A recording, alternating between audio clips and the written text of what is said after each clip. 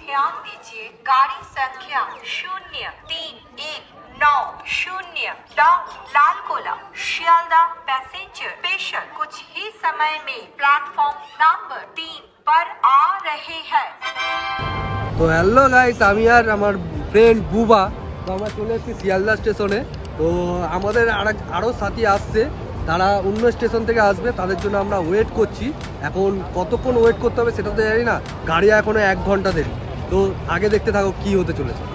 হে বন্ধুরা, আজ আমি এক্সপ্লোর করব 200 বছরেরও পুরনো একটি প্রাসাদ এবং মুর্শিদাবাদের নবাবদের বানানো আরও সুন্দর সুন্দর ঐতিহাসিক স্থাপত্য, যেমন কাঠগোলা বাগানবাড়ি, মতিঝিল, ইমামবাড়া, আরও অনেক স্থাপত্য, যেগুলি ভিডিওর সিকোয়েন্স অনুযায়ী আপনারা দেখতে পাবেন এবং ভিডিওর শেষে থাকবে এই মুর্শিদাবাদ ভ্রমণের সম্পূর্ণ খরচের বিবরণ। তো চলো বেশি কথা না বলে ভিডিও শুরু করা যাক। বন্ধুরা, আমাদের যাত্রা শুরু হচ্ছে শিয়ালদা স্টেশন থেকে। এখন সময় হচ্ছে রাত 11:20। আমাদের ট্রেন 11 নম্বর প্ল্যাটফর্মে ঢুকে গেছে আর 10 মিনিট পর আমরা রওনা হব 500 বছর পুরনো শহরের উদ্দেশ্যে। আমি এবং আমার বন্ধু সেন্টু সময় মতো ট্রেনে বসে গেছি আর ট্রেন চালক হর্নও বাজিয়ে দিয়েছে। আমরা এখন যে ট্রেনে বসে আছি এই ট্রেনটির নাম হলো লালগোলা এক্সপ্রেস। তো বন্ধুরা, আস্তে আস্তে ট্রেন প্ল্যাটফর্ম থেকে ছেড়ে দিল। ঘড়ির সময় বলছে 11:35। ট্রেনের বাইরে ঘুটঘুটে অন্ধকার। ট্রেন খুব স্পিডে স্টেশনের পর স্টেশন বেরিয়ে যাচ্ছে। এই ট্রেনটা মুর্শিদাবাদ পৌঁছাতে 4 ঘন্টা 40 মিনিট সময় নেবে। এই ঐতিহাসিক যাত্রায় আমি আর সেন্টু ছাড়াও আরও 7 জন আছে আমাদের গ্রুপে। বাকি সদস্যরা এই ট্রেনে উঠবে শিয়ালদা থেকে 25 কিলোমিটার দূর ব্যারাকপুর স্টেশন থেকে।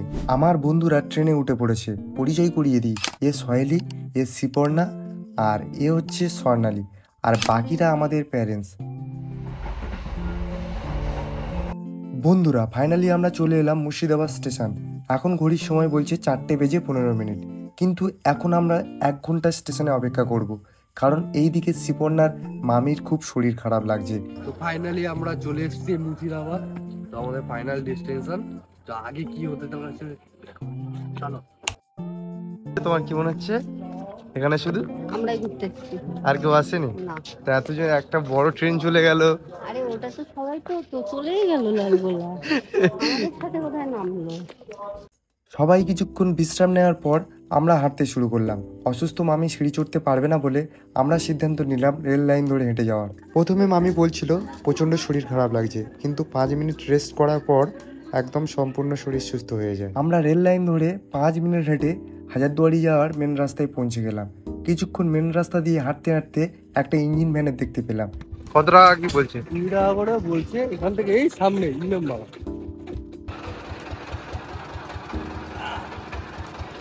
বসে যাও, আর আমার কাছে নিয়ে নেবে। তো আমরা এখন হোটেলে যাচ্ছি, আমাদের 4টের সময় ঢুকতে দিচ্ছে হোটেলে। তো দেখা যাক কি হয়। এখন আমরা তো ধরে নিয়েছি এখান থেকে মাত্র 10 মিনিটের রাস্তা। বন্ধুরা, আমরা ভ্যানে বসে পড়েছি আর আমাদের ভ্যান এখন ছুটে চলেছে হাজারদুয়ারির দিকে। আমাদের হোটেলটা একদম হাজারদুয়ারির পাশে। আমরা আগে দিয়ে হোটেলে 2টো রুম বুক করে রেখেছি। হোটেলের ম্যানেজারের সাথেও কথা হয়ে গেছে। আমরা এখন গেলে অন্তত একটা রুমের ব্যবস্থা করে দেবে বলেছি। তার জন্য কোনো এক্সট্রা চার্জ লাগবে না। আমাদের কিন্তু চেক ইনের টাইম ছিল 8টার সময়।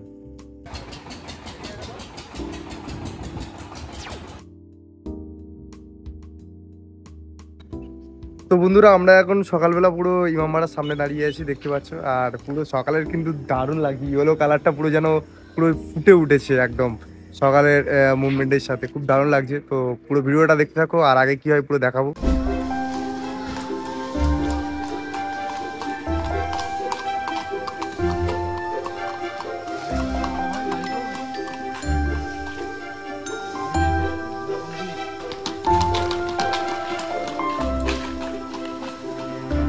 বন্ধুরা, সকালবেলা কিন্তু হাজারদুয়ারির ওই হলুদ উজ্জ্বল রংটা কিন্তু চারিদিকে যেন ছড়িয়ে পড়েছে।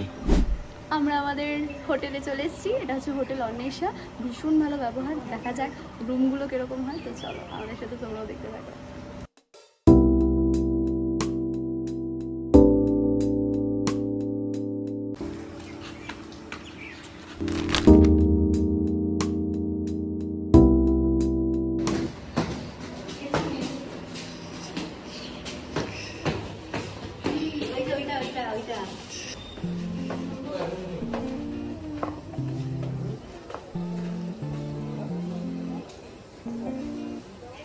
এই হোটেলের লোকেশনটা কিন্তু দারুণ।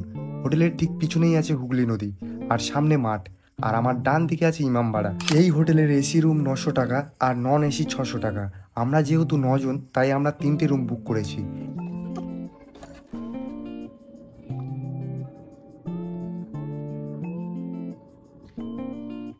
আমাদের যেহেতু একদিনের ট্রিপ, তাই আমরা হোটেলে বেশিক্ষণ বিশ্রাম নিতে পারবো না। এখন ঘড়ির সময় বলছে 6:30। আমরা দুটো টোটো ড্রাইভারকে ঠিক করলাম, যারা আমাদেরকে নিয়ে পুরো 8টা স্পট ঘোরাবে। তার জন্য 140 টাকা চার্জ প্রত্যেক মাথা পিছু। আপনি চাইলে আরও দরাদরি করতে পারেন। ঠিক আছে, পাক্কা 8:30। যাই হোক, আমরা টোটোওয়ালাদের বললাম আপনারা 9টার সময় হোটেলের সামনে নিতে আসবেন, আমরা রেডি হয়ে থাকবো। সকালের ব্রেকফাস্টের জন্য আমরা সবাই ঠিক করলাম ম্যাগি ও ডিম টোস্ট খাবো। সেই মতো আমরা এই হোটেলের সামনে রেস্টুরেন্টটাতে আমরা অর্ডারও দিয়ে দিলাম, আর রেস্টুরেন্টের মালিক বলে দিল যে আমাদের রুমে এসে খাবারটা সার্ভ করবে। চলে আসো। দুটো ম্যাগি ওই ঘরে দিতে হবে। হ্যাঁ, আর ডিম টোস্ট সবাই ঠিক আছে। ওই ঘরে। চালু তো করেছিল। ও হ্যাঁ, এই বলছি বল আবার তো এই কি রে খাবি? আরে খাও, চোখ দিয়ে টপ টপ করে জল পড়ে যাচ্ছে। গামছা কেমন হয়েছে?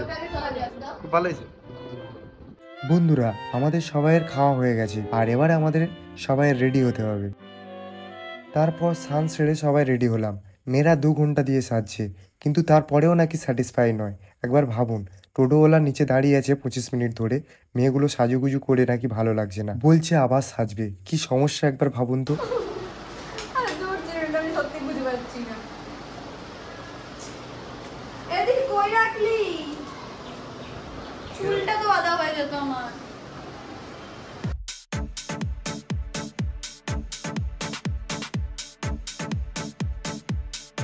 কোনো রকম বুঝিয়ে সুজিয়ে সব মেয়েগুলোকে টোটোতে তুললাম। আমাদের ব্লগার দিদি টোটোওয়ালা টোটো স্টার্ট করে নিয়ে চললো প্রথম গন্তব্যের দিকে। আর তোমার নামটা কি আছে? আমার নাম হচ্ছে অরবিন্দ মণ্ডল। অরবিন্দ মণ্ডল, তাই তো? হ্যাঁ, ড্রাইভার দাদা, প্রথমে আমরা কোথায় যাবো সেটা বলো। স্পটটা থেকে শুরু করে তারপর আদার স্পট মানে ওটা কাছে আছে না ওটা দূরে আছে? সব থেকে সামনে থেকে শুরু করবো, তাই তো? তো বন্ধুরা, আমরা এখন চলে এসেছি আজি মনীষা বেগমের জ্যান্ত সমাধি। তো দেখতে পাচ্ছি এটা বড় গেট, এই সমাধি। তো এই গেটের মধ্যে দিয়ে এখন ঢুকতে হবে। তো চলো আমি তোমাদেরকে ভিতরে নিয়ে যাই, আর এর মধ্যে কি দেখার আছে সেটা পুরো ডিটেলসে তোমাদেরকে দেখাচ্ছি। তো ভিডিওটা পুরোটা দেখতে থাকো আর এনজয় করতে থাকো। এই যে সমাধিটা আপনি দেখছেন, এটা নবাব মুর্শিদ কুলি খান তার মেয়েকে জীবন্ত কবর দিয়েছিল এখানে। কারণ একদিন আজিমুন্নিসা একটি কঠিন রোগে আক্রান্ত হয়, আর সেই রোগ সারাতে গিয়ে অনেক ডাক্তার, বৈদ্য, হাকিম কেউ কিছুতেই সেই রোগ সারাতে পারছিলেন না। শেষ পর্যন্ত একটা হাকিম পরামর্শ দেয়, একটা করে শিশুর কলিজা খাওয়ালে বেগমের রোগ ঠিক হয়ে যাবে। সেই মতো নবাব গরিব মানুষদেরকে টাকার বদলে বাচ্চা কিনে এনে সেই বাচ্চা মেরে বেগমকে শিশুর কলিজা বার করে খাওয়ানো হতো। এর ফলস্বরূপ রোগও ঠিক হয়ে যায় কয়েকদিনের মধ্যে।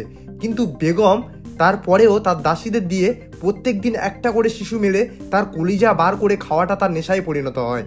একদিন এই ঘটনা মুর্শিদ কুলি খান জানতে পারেন, তাই সে নিজে এই অন্যায়ের শাস্তি হিসাবে জীবন্ত কবর দিয়ে দেয় নিজের মেয়েকে।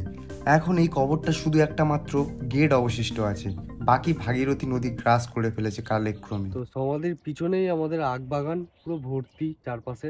একবার দেখি না, আখ বাগান আর পাট বাগান দুটো। এরপর আমরা যাবো হচ্ছে মির্জাপুরের কবরস্থান। মির্জাপুরের কবরস্থান, তাই তো? 1100 কবরস্থান। 1100 টাকা কবর আছে ওখানে। তো ওখানে আর কি কবর দেওয়া হয় না, ওই মানে আগেকার দিনে যা কবর দেওয়া? মির্জাপুরের বংশধর যারা এখনো আছে এখানে, আচ্ছা, মারা গেলে তাদের সমাধি এখানেই হয়। এখনো কি মির্জাপুরের বংশধর এই এখানে আছে? হ্যাঁ, এখানে আছে, এখনো আছে। তারা মানে পরিচয় দেয় না, যখন মারা যায় তখনই বুঝতে পারা যায় যে এখানে সমাধি দিতে আসছে, তখনই বোঝা যাচ্ছে যে মির্জাপুরের বংশধর হাতে কেউ মারা গেছে, তার সমাধি এখানে মানে এটা মেনটেন করে। এখানে ওদের বংশধর যখন মারা যায় তাদের সমাধি এখানেই হয়, এখনো হয়, কিন্তু সেটা কাউন্টে হয় না। একটা সময় যে কাউন্ট হয়ে গেছে 1100 সমাধি ক্ষেত্রে, ওটাই কাউন্ট হয়ে আছে, সেটা ঐতিহাসিকভাবে কাউন্ট হয়ে আছে। আর এখন যেগুলো হয় সেগুলো নর্মাল কবর দিয়ে চলে যায়, মাটি টাটি দিয়ে চলে যায়, আগেকারগুলো বাঁধানো আছে। আচ্ছা, থ্যাংক ইউ।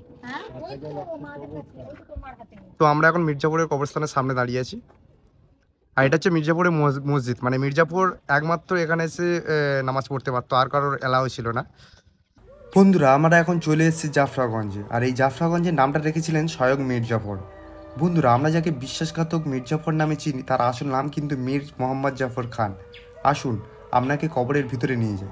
নবাব মির্জাফরের পারিবারিক ঐতিহাসিক 1100 কবরস্থানে আমরা এখন দর্শনে যাচ্ছি। তো এটা হচ্ছে কি এই কবরস্থানের মেন গেট। তো গেটটা কিন্তু আগেকার দিনে কি যায় না, কিন্তু বিশাল বড় একটা ভারী কাঠের দরজা এটা। তো এখানে কিছু ঐতিহাসিক জিনিস বিক্রি করছে। এইটুকুটি জায়গার মধ্যে 1100, এইটুকুটি জায়গা না, অনেক বড় জায়গা আছে এটা, অনেক বড় জায়গা। জুতো পায়ে কবরে উঠবেন না। মানে কি জুতো খুলে উঠতে হবে নাকি? আচ্ছা আচ্ছা। মির্জাফর এই কবরস্থানটা বানিয়েছিল 22 একর জুড়ে। এখানে নবাবদের বংশে মোট 1100 কবর আছে। মির্জাফর ছাড়াও তার 3 বেগমেরও কবর আছে এখানে। তো এখানে কিন্তু প্রচুর কবর দেওয়া আছে, আর সব কিছু হচ্ছে ভালোভাবে মেনটেনেন্স করছে এখানকার লোকেরা। কারণ এখনো পর্যন্ত কবরগুলোর মেরামতি কাজগুলো এখনো ভালোই আছে, মানে এদের যেগুলো আছে পুরাতন স্থাপত্য এই কবরগুলো। তো কবরের পাঁচিলটা কিন্তু এখনো অনেক পুরাতন হয়ে গেছে।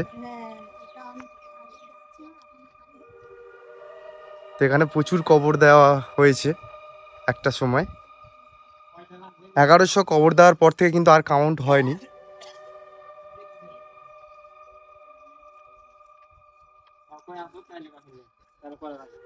আপনি যে পাঁচিল দিয়ে ঘেরা যতগুলো কবর আপনি দেখছেন সবগুলো কিন্তু মহিলাদের কবর। কারণ মহিলারা রাস্তায় বের হলে তাদের মুখ ঢেকে রাখতেন, সেই জন্য মহিলাদের মৃত্যুর পর তাদের সম্মান জানানোর জন্য এমনভাবে কবরটা বানানো হয়। তো বন্ধুরা, আমি কিন্তু কবরস্থানের একদম ভিতরে চলে এসেছি, কেউ নেই দেখতে পাচ্ছেন। তো বিশাল বড় এরিয়াটা, কবরস্থানটা ভালোই বড় এরিয়া। তো দেখতে পাচ্ছেন কত কবর এখানে এখনো পর্যন্ত। এগুলো পুরাতন কবর দেখেই মনে হচ্ছে, কারণ এগুলোর ইটগুলো দেখে বোঝা যাচ্ছে যে এগুলো এখনকার ইট নয়, বড় বড় লম্বা লম্বা ইট। তো এইগুলো দেখে বোঝা যাচ্ছে এখনকার ইট নয়। তো এখানে প্রচুর এখনো দেখো পাতি বাগান হয়ে গেছে এইরকম। আর আমি পুরো একদম লাস্টে পুরো লাস্টে এসছি একদম। তো দেখতে পাচ্ছেন কত সুন্দরভাবে পাঁচিলগুলো করা ছিল আগেকার দিনে। তো এই লাস্ট এরপরে এখানে হচ্ছে আবার চাষবাস হচ্ছে। শুধু যে ভারতের নবাবদের বংশধরদের কবর এখানে দেওয়া হয়েছে তা কিন্তু নয়, অন্য দেশে থাকা নবাবের পূর্বপুরুষ বংশধরদের মৃতদেহগুলিকে এখানে এনে কবর দেওয়া হয়। এখানে মির্জাফরের ছেলে মিরানের পোষা পায়রা ও বাজ পাখির কবর আছে। চলুন এখান থেকে যাওয়া যাক। চলো।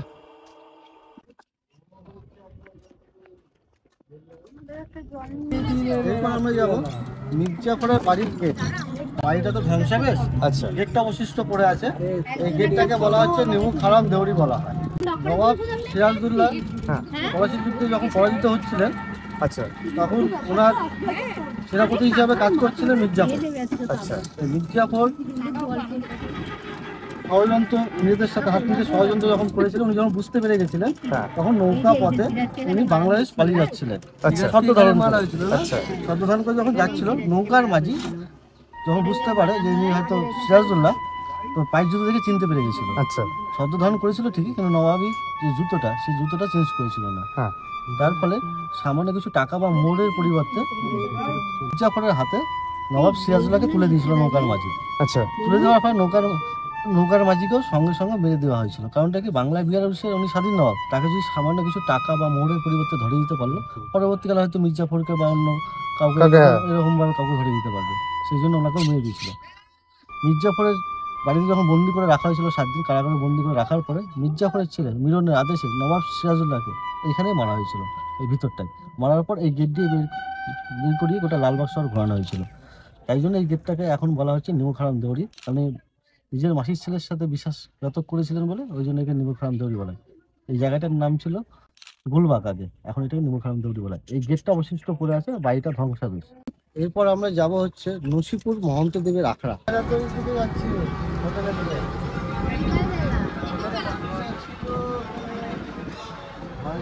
প্রকাশ আছে বেরিয়ে গেলাম তো।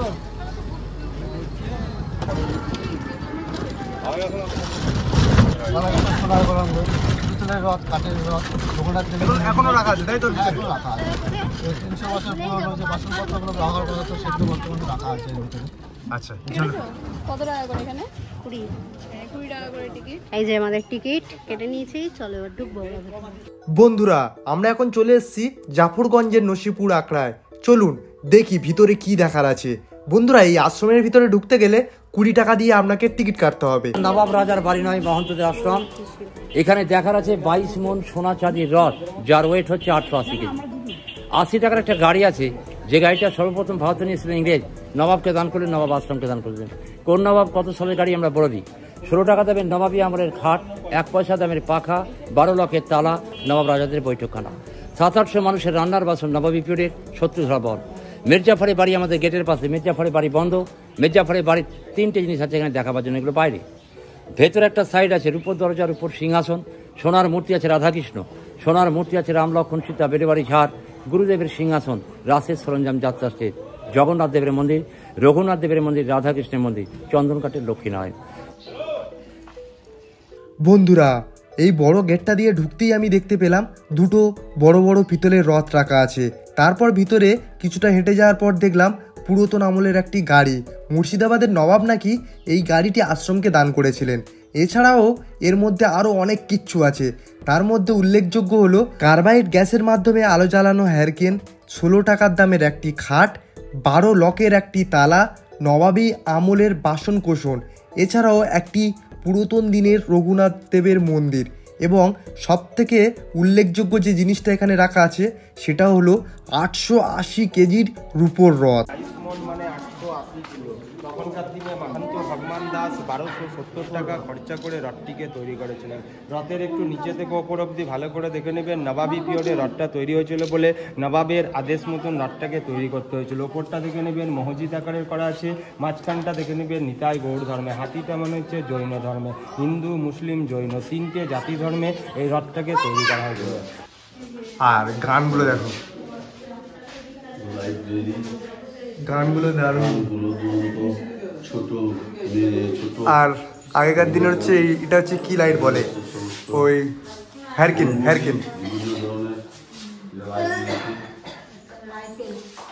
আর এটা হচ্ছে ঘড়িটা, দেখো দেখে বোঝা যাচ্ছে অনেক পুরাতন ঘড়ি, দুটো ঝাড়বাতি। আর উপরে কিন্তু কাঠের পুরো স্ট্রাকচারটা বানানো, ছাদটা।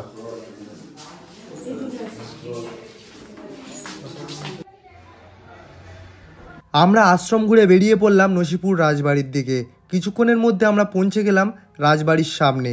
এই রাজবাড়ির প্রতিষ্ঠাতা রাজা দেবী সিং। এটা কিন্তু দারুণ বড়ই রাজবাড়ি, তবে ওইটা কিন্তু রাজবাড়ি ঠিকই, কিন্তু ওইটা ইস্ট ইন্ডিয়া কোম্পানির লোগো আছে না? ইস্ট ইন্ডিয়া কোম্পানির লোগোটা কেন আছে? আচ্ছা, ইস্ট ইন্ডিয়া কোম্পানির দ্বারাই বানানো হয়েছে এটা। আচ্ছা আচ্ছা। রথ মেলা হচ্ছিল এখানে, রথ মেলা শেষ হয়ে গেছে, রথ মেলা হচ্ছিল, এই জন্য এখানে সব এগুলো দোকানপাট বসেছিল। আর এখানে হচ্ছে নন্দী হচ্ছে একটা মূর্তি আছে, বুঝতে পারছো, দেখতেই পাচ্ছ কত সুন্দর। আর এখানেই আছে হচ্ছে মেন সিংহ গেট, দুদিকে সিংহ বসে আছে। আর রাজবাড়িটা দেখো শুধু খালি, ওয়াও, দেখতে পাচ্ছ, এটা হচ্ছে রাজবাড়ি। আমরা সবাই এক এক করে লাইন দিয়ে ঢুকে পড়লাম রাজবাড়ির ভিতরে। মূলত 2টি ফ্লোর দর্শনার্থীদের জন্য উন্মুক্ত।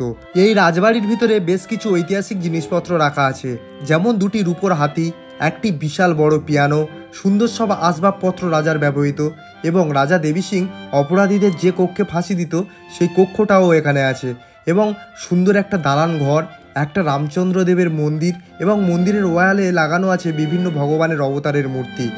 এই রাজার পুরো কাহিনী শুনতে হলে আমার চ্যানেলটা ফলো করুন, কারণ এই রাজার কাহিনী নিয়ে আমি একটা আলাদা ভিডিও বানিয়েছি। নসিপুর রাজবাড়ি ঘুরে আমরা আবার বেরিয়ে পড়লাম মুর্শিদাবাদের রাজপথে। টোটোওয়ালা 5 মিনিটের মধ্যে আমাদেরকে নিয়ে গেলেন জগৎ শেঠের বাড়ির সামনে। হাউস অফ জগৎ শেঠ মিউজিয়াম।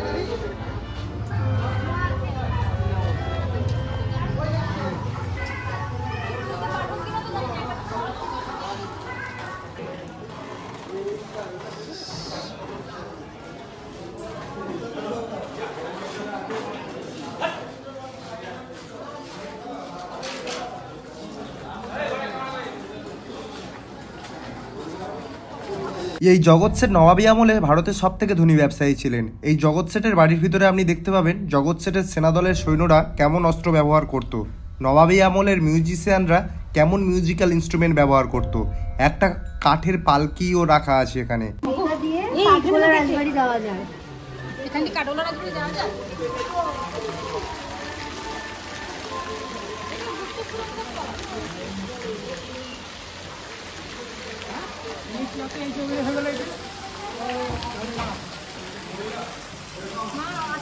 ওটা হচ্ছে সুড়ঙ্গ, ওর মধ্যে থেকে হচ্ছে নিচে যাওয়া যায়। নিচে গুপ্ত সুড়ঙ্গ হচ্ছে একটা, নিচে আন্ডারগ্রাউন্ড ঘর আছে এর নিচটায়। তো চলো তোমাদেরকে সুড়ঙ্গতে নিয়ে যাই। এখানে আর একটা জিনিস আপনাকে সব থেকে বেশি আকৃষ্ট করবে, সেটা হলো গুপ্ত সুড়ঙ্গ পথ। এই গুপ্ত সুড়ঙ্গ ব্যবহৃত হতো আপৎকালীন পরিস্থিতি এড়ানোর জন্য। জগৎ শেঠ এই গুপ্ত সুড়ঙ্গর মাধ্যমে শত্রুদের নাগালের বাইরে চলে যেত।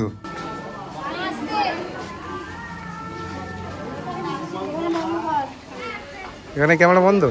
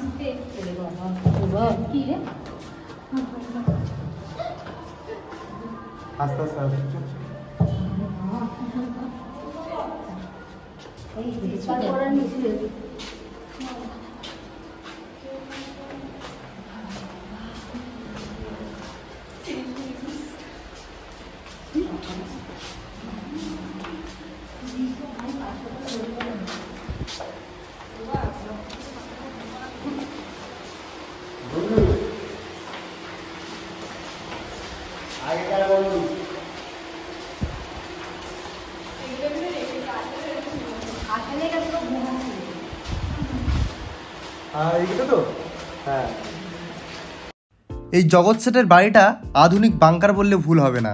আপনি মুর্শিদাবাদে ঘুরতে এসে জগৎ শেঠের বাড়িটা অবশ্যই পরিদর্শন করবেন, তাহলে বুঝতে পারবেন জগৎ শেঠের পরিবার কতটা আলিশান একটা পরিবার ছিল। আমরা সবাই জগৎ শেঠের বাড়ি পরিদর্শন করার পর টোটোতে বসলাম। টোটোর চাকা আবার ঘোরাতে শুরু করলো কাঠগোলা বাগান বাড়ির দিকে।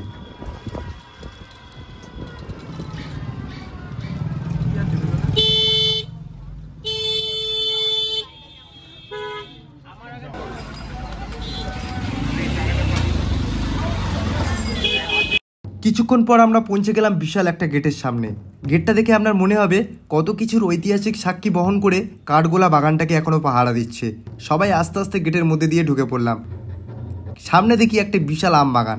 এই আম বাগানের বুক চিড়ে একটা রাস্তা চলে গেছে জমকালো মুগ্ধ করা ভাস্কর্যের দিকে। এই কাঠগোলা বাগানটির ক্ষেত্রফল 260 বিঘা জমি নিয়ে। জানা যায় জগৎ শেঠের সহযোগিতায় তৎকালীন নবাবের কাছ থেকে 1200 টাকায় কিনে নেন লক্ষ্মীপদ সিং দুগার। এই লক্ষ্মীপদ সিং দুগার ছিলেন এই মুর্শিদাবাদের ধনী ব্যবসায়ী। এটি বর্তমানে দুগার পরিবারের বাগান বাড়ি। লক্ষ্মীপদ, জগপদ, ধনপদ ও মহিপদ এই 4 ভাই এই বাগানে বসবাস করতেন। নবাবী আমলে এখানে প্রত্যেক দিন জলসা বসত। মুর্শিদাবাদের নবাব, ব্যবসায়ী, জমিদার প্রত্যেকে এই বাগান বাড়িতে আসতেন মনোরঞ্জনের জন্য। শোনা যায় এখানে কলকাতা, দিল্লি, লখনৌ, হায়দ্রাবাদ থেকে নর্তকীরা আসতেন নৃত্য প্রদর্শন করতে। এখন এই বাগান বাড়িটিকে মিউজিয়ামে রূপান্তর করা হয়েছে। এই কাঠগোলা বাগানের মধ্যে আপনি দেখতে পাবেন আম বাগান, চিড়িয়াখানা, সুড়ঙ্গ পথ, নাচমহল, প্যালেস মিউজিয়াম, অয়েল পেন্টিং, প্যালেসের পুকুর, গোলাপ ফুলের বাগান এবং পরেশনাথের জৈন মন্দির।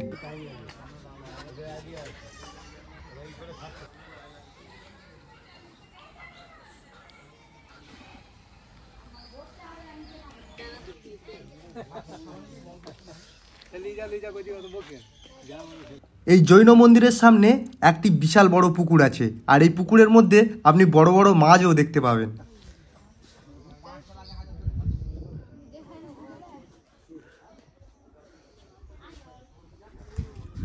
চলুন বন্ধুরা, এবার যাওয়া যাক। আমরা এবার যাব হাজারদুয়ারি প্যালেসে। আমার নাম হচ্ছে অরবিন্দ মণ্ডল। আমার ফোন নাম্বার হচ্ছে 98409560। আমাদের লোকাল সাইট সিন 7 স্পট। 7 স্পটগুলো আমাদের দেখা কমপ্লিট হলো। এখন আমরা হাজারদুয়ারি দিকে যাচ্ছি। 7 স্পটের মধ্যে কী কী ছিল সেটা আরেকবার বলে দিই।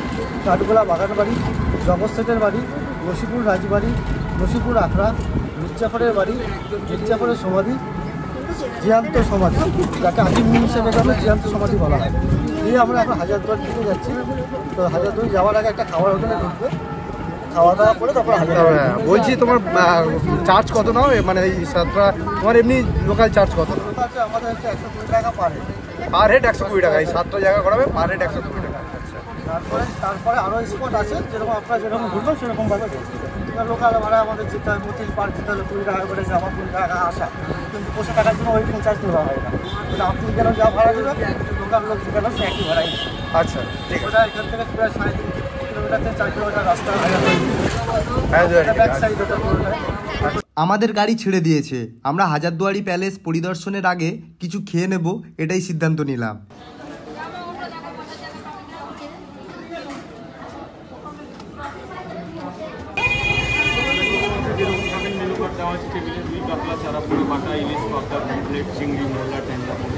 মাংস নাও, চিকেন নাও, চিকেন। আমরা সবাই মাংস ভাত খাবো বলে ঠিক করলাম। 180 টাকা দিয়ে সবাই 1 প্লেট করে চিকেন অর্ডার দিলাম। সত্যি বলতে বন্ধুরা, এত টাকা করে নিচ্ছে কিন্তু খাবারের কোয়ালিটি একদমই বেকার। বাসি চিকেন সবাইকে খাইয়েছে। কমপ্লেন করতে গেলে উল্টে আমাদেরকে বলছে সবাই কি করে খাচ্ছে, আপনাদের একার প্রবলেম হচ্ছে। এখানে অন্য হোটেলের কথা আমি বলতে পারবো না, এই হোটেলটা একদম বেকার, আপনারা এই হোটেলে একদমই আসবেন না। যাই হোক বন্ধুরা, খাওয়া দাওয়া শেষ করে আমরা ফাইনালি চলে এসেছি হাজারদুয়ারি মহলের সামনে।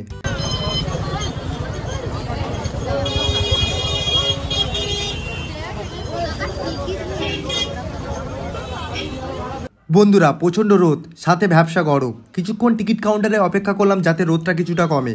কিছুটা রোদ কমার পর আমরা আবার রওনা দিলাম প্যালেসের দিকে। এই প্রাসাদটা নির্মাণ সম্পর্কে অনেকের ধারণা এই প্রাসাদটা নাকি সিরাজদৌল্লা বানিয়েছিলেন, কিন্তু বন্ধুরা এই কথাটা একদমই ভুল। সিরাজদৌল্লার মৃত্যুর 72 বছর পর এই প্রাসাদের নির্মাণ কাজ শুরু হয়। মুর্শিদাবাদের শাসক নবাব নাজিম হুমায়ুন শাহর শাসনকালে কর্নেল ডানকান ম্যাকলিওডের তত্ত্বাবধানে ডিজাইন ও নির্মাণ কার্য শুরু হয়েছিল এই হাজারদুয়ারি প্রাসাদের। 1829 সালে 9ই আগস্ট ভিসপ্রস্তর স্থাপন করা হয় এবং এই প্রাসাদটি 1837 সালে সম্পূর্ণ হয়। সেই সময় প্রায় 16.5 লক্ষ স্বর্ণমোহর লেগেছিল পুরো প্রাসাদটা নির্মাণ কাজ শেষ করতে। আর এই পুরো টাকাটা ফান্ডিং করেছিল নবাব নাজিম হুমায়ুন শাহ। 52টা পিলার, 37টা সিঁড়ি এবং 900টা দরজা দিয়ে গঠিত এই প্রাসাদ। প্রথম দিকে এই হাজারদুয়ারি প্রাসাদের নাম ছিল বড় কোটি, কিন্তু এই প্রাসাদের 1000টা দরজা থাকার কারণে পরবর্তী সময়ে লোকের মুখে হাজারদুয়ারি নামটা প্রচলিত হয়ে যায়। আমরা সবাই জানি এই হাজারদুয়ারি প্রাসাদের 1000টা দরজা, কিন্তু এই 1000টা দরজার মধ্যে 100টা দরজা এমন আছে যেগুলি দেখতে দরজার মতো মনে হলেও আসলে ওইগুলো সাজানো নকল দরজা। এই প্রাসাদের নিচের কক্ষগুলিতে থাকতো যুদ্ধে ব্যবহৃত অস্ত্রশস্ত্র, আর উপরের কক্ষে বসতো আদালত। মূলত এই প্রাসাদটা ছিল আগেকার দিনের আদালত। তো গাইস, এটা হচ্ছে 200 বছর পুরনো একটা প্যালেস। তো চলো এর ভিতরে কি আছে আমি পুরো সম্পূর্ণ ডিটেলসে বলবো, কিন্তু এর ভিতরে ক্যামেরা করা নিষেধ আছে, তো আমি ক্যামেরা করতে পারবো না। তাও আমি ভিতরে কি আছে সবকিছু ডিটেলসে লিখে নিয়ে আমি তোমাদেরকে বলবো। প্রবেশ পথ দিয়ে ঢুকতেই আপনি দেখতে পাবেন গেটের ঠিক পাশে বারান্দায় রাখা একটি বৃহৎ উটের গাড়ি। আমি জীবনে প্রথমবার এই উটের গাড়ি দেখলাম। ঘোড়ার গাড়ি যেমন দেখতে হয় ঠিক তেমনই দেখতে। তারপর প্রথম কক্ষে প্রবেশ করতেই আপনি দেখতে পাবেন 2000টার বেশি যুদ্ধে ব্যবহৃত অস্ত্রশস্ত্র। পলাশি যুদ্ধে কেমন অস্ত্র ব্যবহৃত হয়েছিল সেই অস্ত্রগুলি এখানে রাখা আছে। একটা কামানও রাখা আছে। এইগুলো ছাড়াও আপনি দেখতে পাবেন পালকি, রূপোর সিংহাসন, ব্রিটিশ ও নবাবদের ব্যবহৃত বিভিন্ন ধরনের আসবাবপত্র, পাথরের কারুকার্য করা বিভিন্ন ধরনের মূর্তি, কাঁচ দিয়ে বানানো বিভিন্ন ধরনের শিল্পকলা, একটি বিশাল পিয়ানো এবং একটি বৃহৎ আলোচনা সভার ঘর, আরও অনেক কিছু আছে। তো বন্ধুরা, এই ছিল আজকের পর্ব। কেমন লাগলো এই প্রাসাদের ইতিহাস অবশ্যই জানাবেন। আর আপনি যদি এই প্রাসাদ নিয়ে আরও কিছু ইতিহাস জেনে থাকেন তাহলে নিচে কমেন্ট করে সেই ইতিহাস আমার সাথে শেয়ার করতে পারেন। আর সবাইয়ের কাছে একটাই অনুরোধ, আমার চ্যানেলটা সাবস্ক্রাইব করে রাখুন, কারণ আপনাদের সাপোর্ট আমার জন্য খুবই মোটিভেট করে।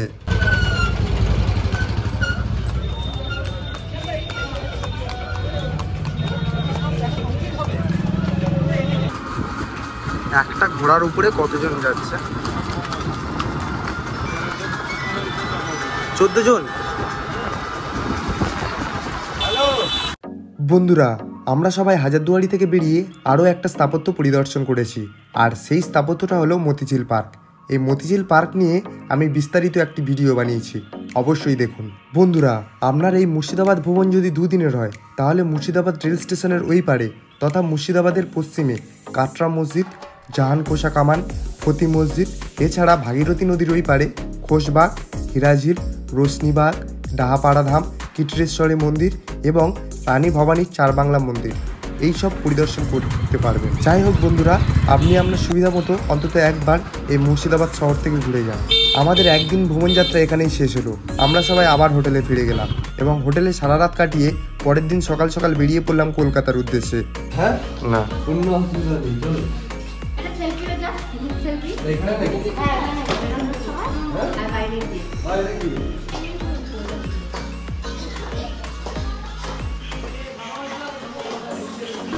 একদম দারুণ লাগলো, আবার আসবো, আবার এখানে আসতে হবে, কিছু করার নেই। আর অনেকগুলো এখনো স্পট ঘোরা বাকি আছে।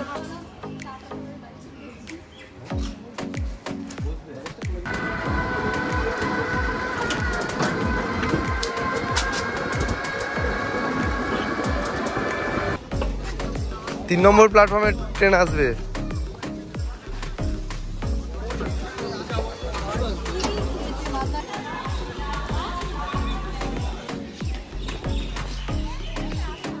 Yes.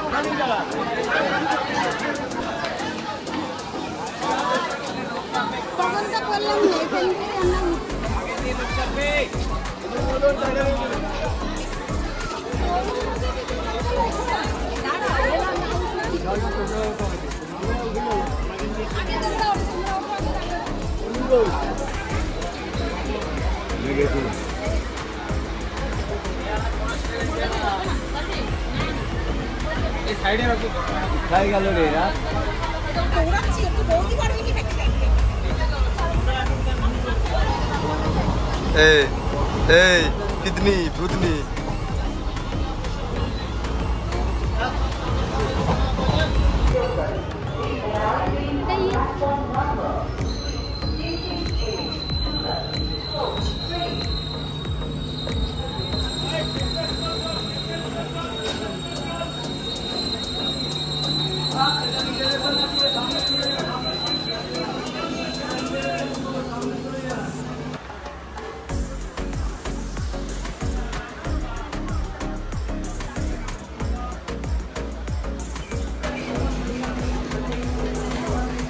ओए